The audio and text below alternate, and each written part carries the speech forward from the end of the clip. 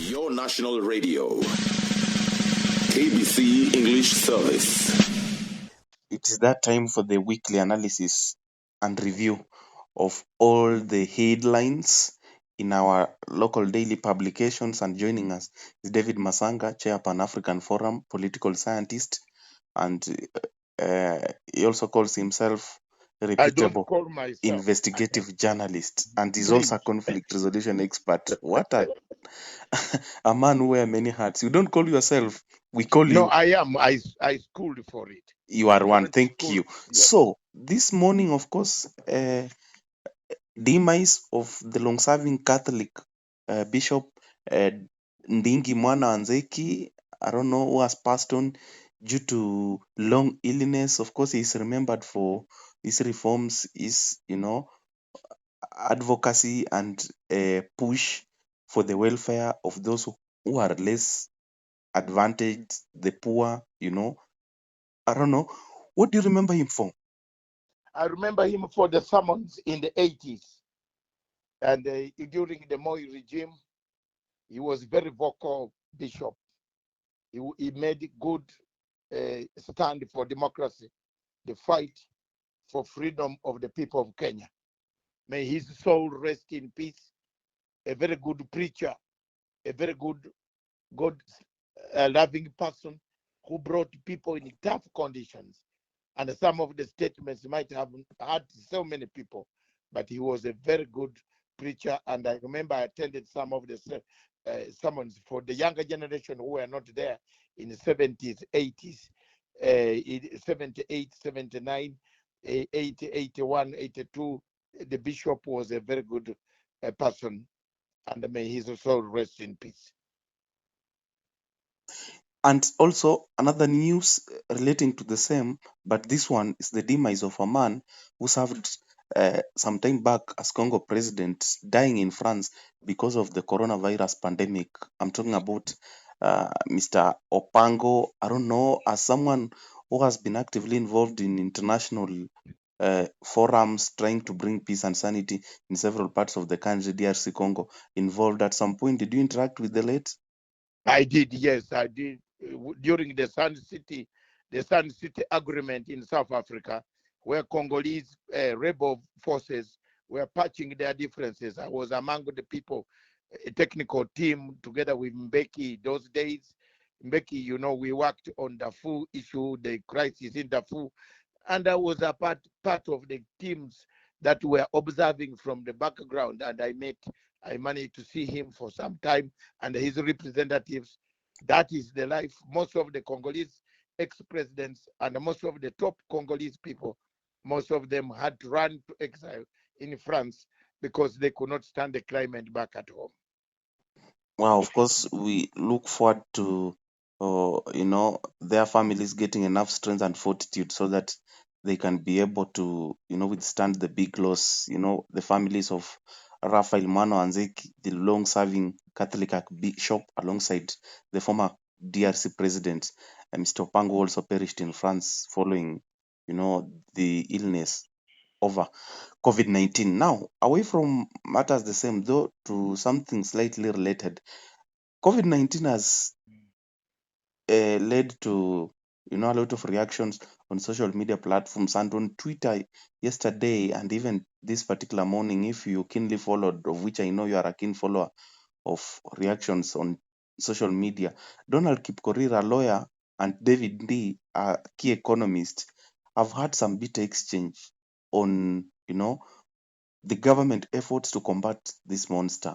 Mutahi Kagwe CS Health said that we have 1,000 ICU beds in Kenya, but there has been, sharp disagreement from some people who think that, that's not true. I don't know. First of all, this is not the time to expose ignorance. This is the time to follow guidelines. Most of the people who have survived, and we have spoken to survivors in Wuhan. I have personally spoken to Ugandan students who survived in Wuhan. I know what conditions they went through. They did not oppose guidelines. Some of them survived without taking even medicine, because they just follow the hygiene regulations that the Chinese government had put in place. So this is not the time to expose ignorance or to expose intellectual dwarfness. The type of being a dwarf intellectually, trying to steer a course that you don't know. If you are a grave digger, stick to grave digging. And if you are not qualified to dig a grave, don't become an architect. That is what I don't do in my life. I'm not an economist and therefore need a doctor. And I'm not going to go into issues that don't bother me. So David Ndii and my friend Donald Kirol, my friend, they should, this is not the time when Kenyans should have ideas and solutions from them. David Ndii always is a textworm, a man who thinks of textbooks with NGO money can work in Africa. Donald Kirol is a gentleman who has worked, made his money. Therefore, at this moment, they should show compassionate spirit to Kenyans and give solutions and add a voice to Mr. Mutahi Kagwe's guidelines that can save the people, the population of Kenya. The malcontents, the toxins that are being thrown around does not help. They don't help the Kenyans at all. The show of Twitter might, how many likes you have, and how many people will retweet your statement because you are David Ndii is not worth it. Give us a solution. How many people has David Ndii helped to wash hands in the village where he stays? How many people has Mr. Donald helped to wash hands in Karen where he stays? That is what is important. That is patriotism. That is the spirit of volunteership. But the spirit of showing us your mastery of money, your master of economics, your master of wealth, your master of the criticizing.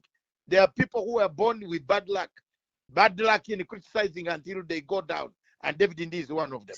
And talking about patriotism, I've seen Nigeria, led by Aliko Dangote, the tycoon businessman, contributing towards, a fund that will fight and combat COVID-19. In Kenya, no prominent, businessman has come out openly for the same initiative.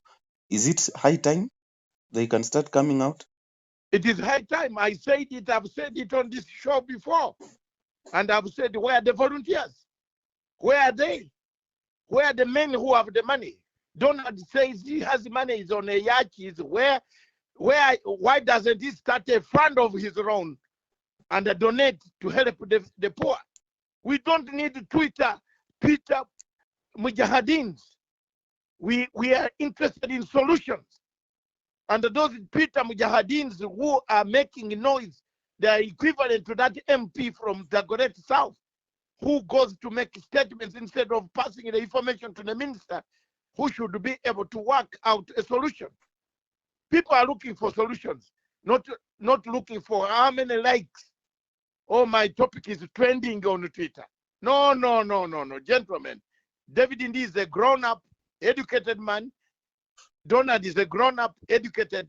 Let them show leadership qualities, not to criticize President Uhuru Kenyatta all the time, in sleep, in dream, in mirage.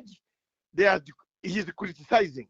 Show the example. You have the money. You tell us you're another one. There are so many people on Twitter who say, oh, my gate, the gate of my door is about 50 million shillings. Why don't you sell the gate now and give us the money to save the people, to buy more beds? In Uganda, yesterday from 10 p.m., President Yoweri Kaguta Museveni announced some tough measures to combat COVID-19. Is it synonymous to lockdown?